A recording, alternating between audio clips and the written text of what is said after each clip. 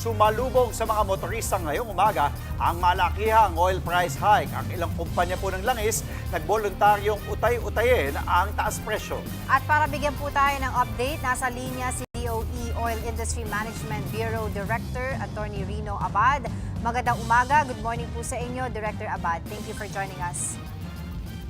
Magandang umaga sa inyong programa at sa ating mga kababayan po. Director, ano po ba yung pinakadahilan para po mas maintindihan ating mga kapatid nitong oil price hike ngayong linggo? 3 weeks ago na magka-MOU ang Iran at saka US, ganito ho din ho halos ang laki nung rollback natin, yung binaba ng pump price. Kaya mula 80 to 90 peso per liter, bumaba ho tayo ng halos above 60 to 70 per liter at that time, 3 weeks ago. Ito lang ho, nawala na ho yung MOU, wala na ho yung ceasefire, kaya umaakyat uli ho tayo, unfortunately, dun sa level ng 80 to 90 peso per liter. But at the rate that this is going po, Director, posible po bang magtuloy-tuloy yung mga pagtaas po ng presyo sa produktong petrolyo sa mga susunod pang linggo? Kung hindi ho magkakaroon ng karagdagang damages sa infrastructure, notably yung dalawang pipelines, yung yung Petroline doon sa Saudi Arabia at saka yung isang pipeline din ng United Arab Emirates. Yan ho kasi yung game changer dyan. Dahil ngayon, kahit wala yung Strait of Hormuz, nakakalabas pa rin yung fuel around 7 to 8 million barrels per day. Pag nawala ho yung na-damage yung dalawang pipeline, ultimately, out of the 21 million barrels per day na lalabas dyan sa Persian Gulf, 8 of which tuloy pa rin na nakakalabas, ultimately mawawala ho din yan pag na-damage yung dalawang pipeline. Game changer ho yan. Yan ay magpo-cost ng mas mataas pa siguro na pump price than 80 to 90.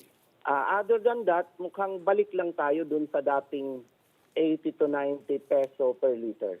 Okay. Director, tumaas nga po, mahigit Yes, 3 piso ang gasolina ngayon, diesel, mahigit 8 piso pati kerosene. Nakikita niyo po bang sasampa ulit ng 100 pesos kada litro ang presyo ng produktong petrolyo?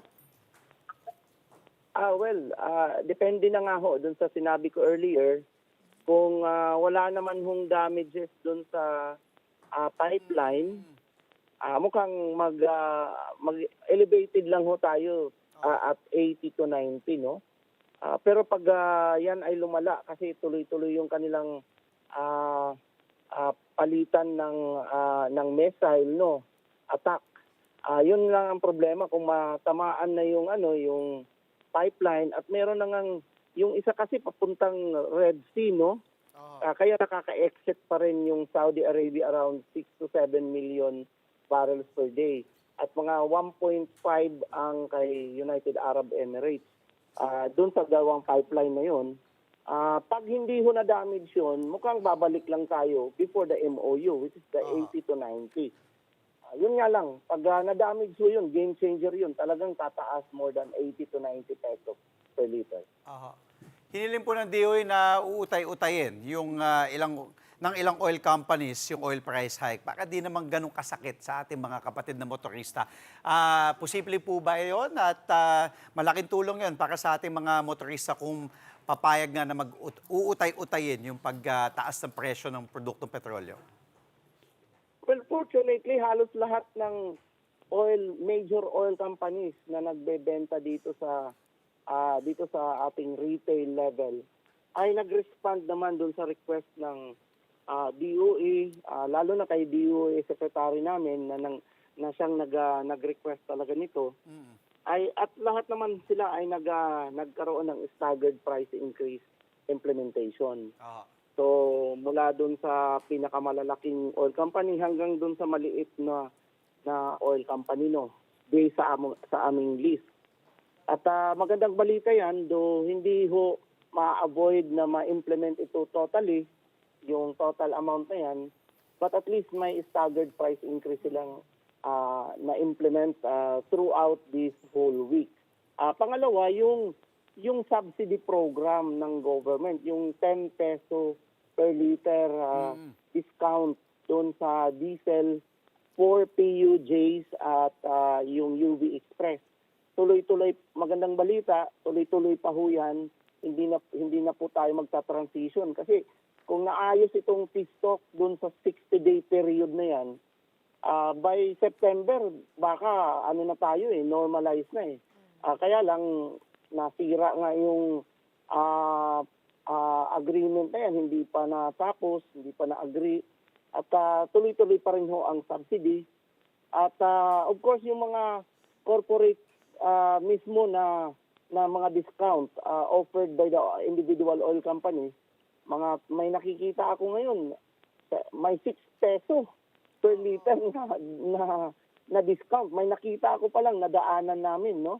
So talagang i-avail na rin nila kasi 10 peso sa subsidy ng government, 6 peso na discount naman ng oil company, malaking bagay na ho para hindi na ho sila masyadong maapektuhan nitong increase in prices. Ay, buti po may mga ganong diskwento. Kasi may mga reports naman po ngayon na kumakalat na meron po pa rin po na may mga ilang gasolinahan na umano'y nag-iipit po ng supply ng petrolyo, no? Nananamantala po. Ano ang resulta po ng investigasyon ng DOE dito? At may mga natukoy na po ba tayo mga gasolinahan particularly na gumagawa po nito? Well, sa dami naman ng nadaanan ko na palaging may mga pinupuntahan tayong meeting. Wala naman akong nakita na nagsasara ng ganyan.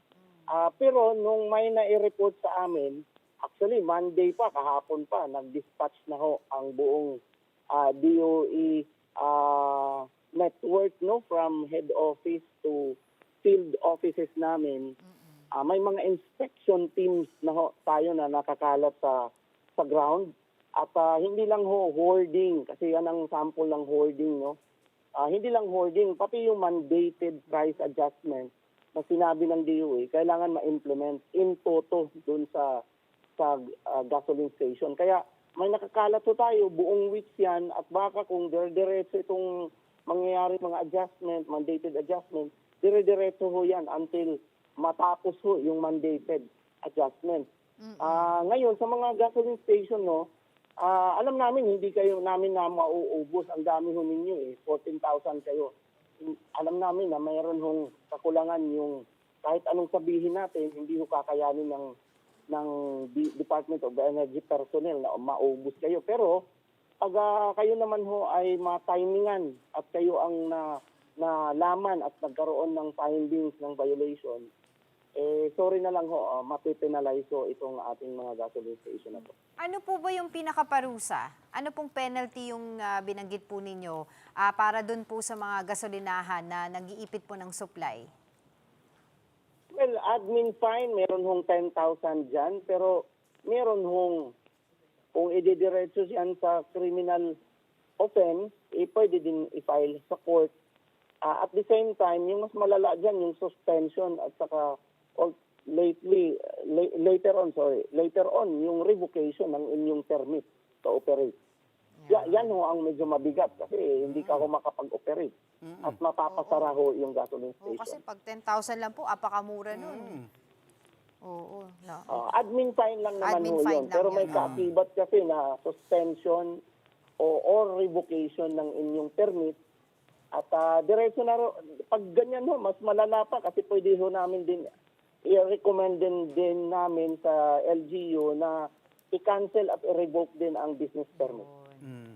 Director, dahil nga po sa patuloy na pagtaas ng presyo ng langis, pabor ba ang DOE na ibalik yung suspension ng excise tax sa produktong petrolyo at may rekomendasyon na ba kayo sa economic managers o sa Pangulo? Well, isang consideration yan dahil ang intention talaga, if you look at the EO 114, talagang nilimit lang ho, even before, I'm just saying na yung EO 114 before, hanggang 3 months lang ho talaga yon upon issuance ng presidente. 3 months lang ho. In fact, mag-i-end na yun this month. Kahit wala itong increases na to, talagang 3 months ang maximum nun. Naunahan lang dahil tumaas ng bumaba before this crisis, bumaba. renewed crisis. Bumaba ng $80 ang Dubai crude kaya Correct. na trigger uli yung reimposition at nag-declare ang DOC na reimpose na yung mga rates. Ang kailangan ho talaga diyan mapag-usapan uli sa uplift committee kasi yung policy na yun ng direksyon ng presidente na 3 months lang, andyan kasi yan even before this increase. Kaya medyo mahirap pong sagutin. Dapat mapag-usapan uli dahil kailangan uli ng another EO yan, executive order. Alam naman po natin kapag tumataas ang produkto ng petrolyo, may mga projection din po na maaaring tumaas po yung singil sa kuryente sa mga susunod na buwan at kabilang pa rin po nga po ang Pilipinas sa may pinakamataas na power rates sa Southeast Asia nitong Hunyo. Paano po ba nakikipagtulungan ng DOE para mapababa po ang singil sa kuryente ng mga consumer sa mga concerned agencies? Director. Well, ang increase in oil napaka-limited na ho ang impact doon sa ating power sector kasi 3% na lang ang diesel-fired generation natin sa power mix. Hindi na ho malaki yan. Ang malaki ho talaga dyan ay yung mga other fuel. For example, yung coal, yung natural gas at saka yung renewable energies natin. Hindi ko masyadong kabisado anong nangyayari doon sa coal at saka of course yung natural gas elevated na ho talaga ang price niyan. I think sa recent development ngayon hindi na ho masyadong apektado yung kung fuel price ang pag-uusapan dito sa power sector. Nasa level na ho tayo kung saan tumaas na ho yan for how many months at nandun na ho tayo sa level na yon. I think ang ating sa oil sector, yung diesel-fired, masyadong maliit na ho ang mix natin na gumagamit pa rin ng diesel. Director, maraming salamat po muli sa oras ninyo. Thank you. Happy Tuesday po sa inyo. Thank you for joining us this morning sa Good Morning Kapatid. That was DOE, Oil Industry Management Bureau Director, Attorney Rino Abad. Maraming salamat po. Mga kapatid, Andre Felix po, manatiling may alam pagdating sa mga mahalagang balita sa loob at labas ng bansa. Mag-follow at mag-subscribe na po sa social media pages ng News 5.